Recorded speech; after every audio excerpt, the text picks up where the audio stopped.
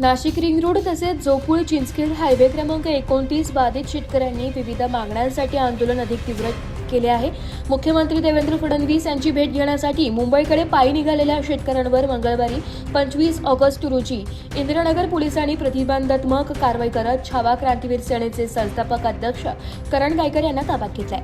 या कारवाईनंतर संतप्त शेतकरी, महिला आणि कार्यकर्त्यांनी इंदिरानगर पोलीस ठाण्यातच ठिय्या आंदोलन सुरू केले। शेकडो शेतकरी रात्री उशिरापर्यंत पोलीस ठाण्याबाहेर आंदोलन करत असून रात्रीचा मुक्कामही पोलीस ठाण्यासमोरच करण्यात आला।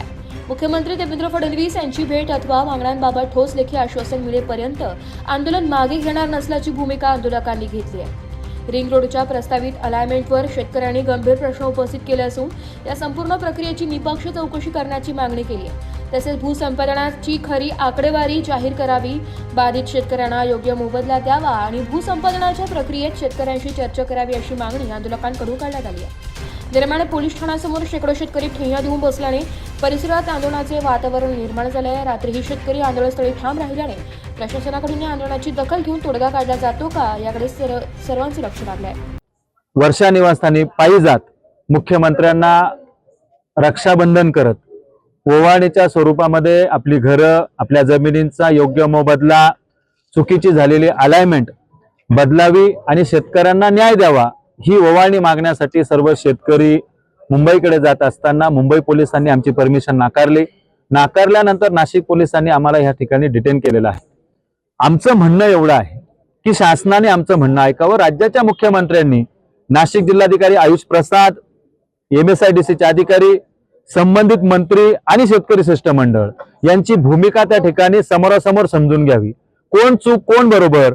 आम्ही मागणी केल्यानंतर चंद्रशेखर बावनकुळे मंत्री महोदयांनी जी कमिटी गठीत केली त्या समितीचा अजून निर्णय यायचा बाकी आहे। त्यामध्ये चिंतावर आणि एकम कंपनी ही ब्लॅकलिस्टेड केलेली आहे। मग जर एखाद्या कंपनीवर ऑब्जेक्शन घेतल्यानंतर तिची अलाइनमेंटच्या जर प्रश्नचिन्ह असतील आणि त्यांना जर बाजूला केलं असेल या प्रक्रियेतून, तर त्याच प्रक्रियेवर हे जिल्हाधिकारी कोणता जावई शोध लावून खरेदी करताय, अवॉर्ड डिक्लेअर करताय, शेतकऱ्यांना 25% मोबदल्याचा धाक दाखवून त्या ठिकाणी खरेदीला बोलवताय। तुम्ही खरेदीला आले नाही तर तुमचे 25% जातील, तुम्हाला कोर्टात जावं लागेल, अशा ज्या पद्धतीच्या धमक्या देतात आमचे शेतकरी हवालदिल झालेले आहेत। याच्यातून एखाद्या शेतकऱ्याने जर स्वतःच्या जीवाचं कमी जास्त केलं तर नाशिक जिल्हाधिकारी आयुष प्रसाद याची जबाबदारी घेणार आहे का?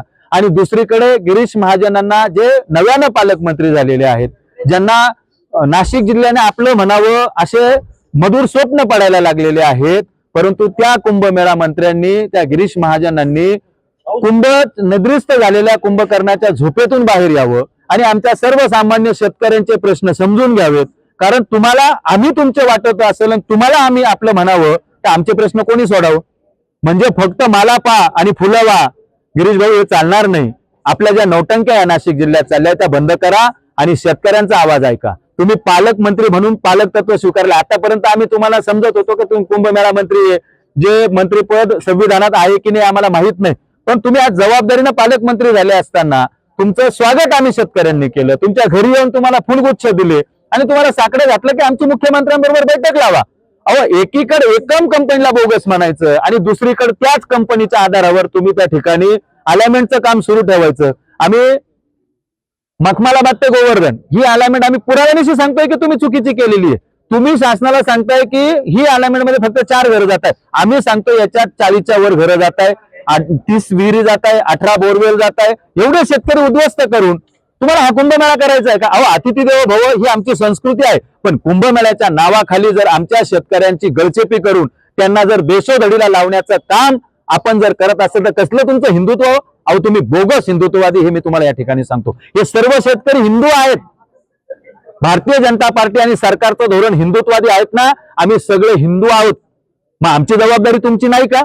प्रभू रामचंद्राच्या नावाने राजकारण करणाऱ्या या सर्व राजकीय नेत्यांना माझं आव्हान आहे का ह्या प्रभू रामचंद्राच्या भूमीमध्ये आमच्या शेतकऱ्यांना अन्याय करू नका।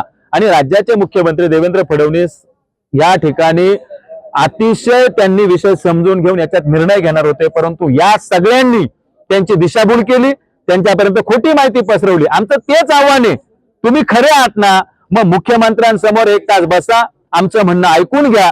तुमचं खरं की आमचं खरं, आमच्याकडे आमचे कागद नाहीये, तुमच्या कागदाच्या आधारावर आम्ही बोलतोय। मुख्यमंत्र्यांना काय सांगितलं?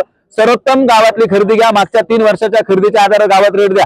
आता जस्ट आमच्या शारूचा रेट आला 46,000 रुपये, 39,000 रुपये. अहो आयुष प्रसाद, लाज सोडली का काय तुम्ही? अहो तुम्ही आलेले पाहुणे आमचे बाप बनायला लागले. तुम्हाला लाज वाटते का थोडी लाज? 39,000 रुपये शारू सारख्या ठिकाणच्या जमिनीला. अहो काय चाललंय? म्हणजे तुम्ही मुघलांपेक्षा आणि इंग्रजांपेक्षा डेंजर आहे. म्हणजे असं वाटायला लागलं इंग्रज बरे होते. अरे तुम्ही कपळ करंटे या नाशिक जिल्ह्यात आल्यापासून आमच्या शेतकऱ्यांची वाट लावून टाकली. या सगळ्या गोष्टीचे प्रश्न घेऊन आम्ही राज्याच्या मुख्यमंत्र्यांकडे आशेनं निघालो होतो. आमच्या एवढ्या महिला तुम्ही बघितल्या, आज हजारो महिला पोलीस स्टेशनच्या बाहेर बसल्या. कशासाठी? न्याय मागण्यासाठी की राज्याचा आमचं मुख्यमंत्री, आमचे लाडके भाऊ देवा भाऊ 100% आम्हाला न्याय देतील या आशेनं जर आम्ही मुख्यमंत्र्याकडे जातास आम्हाला जाऊ देत नाही. बरं आम्ही मुंबई पोलिसांकडे वाहनांनी परमिशन मागितली, परमिशन दिली नाही. आम्ही ट्रेननी येतो म्हटलो, परमिशन दिली नाही. त्याच्यानंतर परत बायकार येतो, इथं जागाच नाही म्हणा आझाद मैदानला. आता पायी चाललो, पायी मोर्चाला परमिशन देता येत नाही. अरे मग परमिशन नेमकी कशी आहे? या देशामध्ये घटना आहे. डॉक्टर बाबासाहेब आंबेडकर साहेबांनी आम्हाला घटनेत अधिकार दिले असताना त्या घटनेची पायमल्ली आपण करताय. तुम्ही कोणाची पायमल्ली, कोणाच्या आदेशावर हे काम करताय? मला हे क्लिअर करायचं. आणि आज दादा भुसे साहेब नाशिकमध्ये होते, भुजबळ साहेब या ठिकाणी मंत्री आहेत, नरहरी झिरवाळ साहेब या ठिकाणी मंत्री आहेत. का हो तुम्हाला हे शेतकरी तुमचे वाटत नाही का? या शेतकऱ्यांची जबाबदारी तुमची नाही का? 16 आमदार आहे या जिल्ह्याला, 2.5 खासदार आहे. कुठे जाऊन बसले तुम्ही? तुम्हाला आमचे प्रश्न महत्वाचे वाटत नाही, आम्ही शेतकरी महत्वाचे वाटत नाही, आणि आम्हाला मुख्यमंत्र्यांपर्यंत का जाऊ दिलं जात नाही याचं उत्तर गिरीश भाऊंनी द्यावं. आणि माझी मीडिया प्रतिनिधींना सुद्धा विनंती आहे, ते इकडे तिकडे जे झाडं लावत फिरताय ना, त्यांना म्हणा ते झाडं लावण्यापेक्षा ह्या रिंग रोड मध्ये 5,998 झाडं जवळपास जात आहे, ते झाडं वाचवा. आमच्या सिंहस्थ कुंभाच्या 1,000 जागेमधले ते झाडं वाचवा. कशाला नौटंकी करताय कारण नसताना? आणि कोणत्या साधूंनी तुम्हाला सांगितलंय का विकासासाठी झाडं तोडायला पाहिजे? मग तुम्हाला लाकूड तोड्या म्हटलं का तुम्हाला राग येतो? तुम्हीच सांगतात वरून बिनलाजासारखे की मला लाकूड तोड्या म्हणतात. अरे काय चाललंय या? म्हणजे तुम्हाला जर या जिल्ह्याचं पालकत्व स्वीकारायचं असेल तर ते न्यायाने स्वीकारावं लागेल. या ठिकाणी आम्ही संकल्प केलाय, राज्याच्या मुख्यमंत्र्यांना आम्ही भेटल्याशिवाय घरी जाणार नाही. मग आमच्या तिरडी जरी उठल्या तरी चालतील, एक वेळेस मरण पत्करू, पण मुख्यमंत्र्याची भेट घेतल्याशिवाय. मी रेश्मा पोरजे. आपल्या समोर हे सर्व रिंग रोड बाधित शेतकरी बसलेले आहेत. या सगळ्यांच्या मागण्या पूर्ण होत नाही म्हणून हे आम्ही जे आंदोलन करतोय आणि हे असं आम्हाला रस्त्यावर बसायला लागतंय, हे फक्त हे नाशिकचे जे पालकमंत्री झाले आहेत ना यांच्यामुळे. अहो तुम्ही नाशिकचे पालकमंत्री म्हणता आणि तुम्हाला नाशिकचा विकास सुद्धा करता येत नाही, तर तुम्ही पालकमंत्री कशाला झाले? तुम्ही आज हे पद खाली करा. तुमच्या पालकमंत्रीचा कोणताच अधिकार नाही तुम्हाला.